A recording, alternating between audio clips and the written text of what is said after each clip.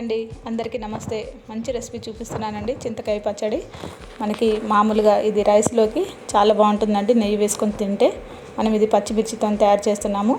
మీరు ముందుగా లేత చింతకాయలని తీసుకొని అలాగే రెడీగా పెట్టేసుకోండి. కడిగి ఆయిల్ వేసుకొని అందులో కొన్ని మెంతులు, అలాగే దీంట్లోనే కొద్దిగా ఇంగువ, మనకి ఎక్కువ అవసరం లేదండి, కొద్దిగా వేస్తే సరిపోతుంది. మంచి ఫ్లేవర్ వస్తుందన్నమాట ఇంగువ వల్ల. చూసారు కదా, ఈ విధంగా వేసిన తర్వాత దీంట్లో మీరు కొంచెం సరిపోలేదని వేస్తున్నానండి. ఇది ఇంగువ ఫ్లేవర్ అన్నది చింతకాయ పచ్చడికి చాలా బాగుంటుంది.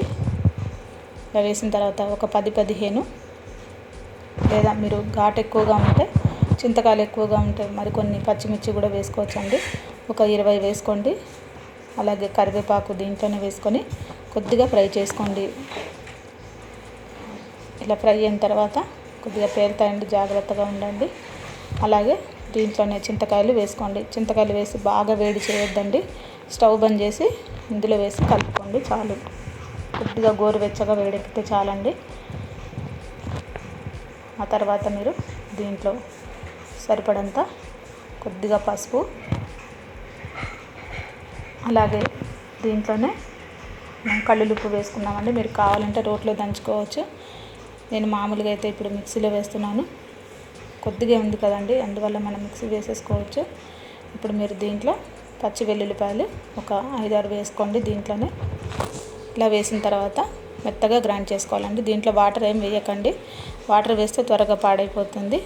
మామూలుగా మనకి పచ్చిమిర్చితో కాబట్టి ఒక 4-5 డేస్ ఇలా అయితే నిల్వ ఉంటుంది. ఫ్రిడ్జ్లో కూడా స్టోర్ చేసి పెట్టుకోవచ్చండి. ఇప్పుడు మీరు దీన్ని పోపు వేసేసుకుందాము. చాలా సింపుల్ పోపు, చాలా బాగుంటుంది.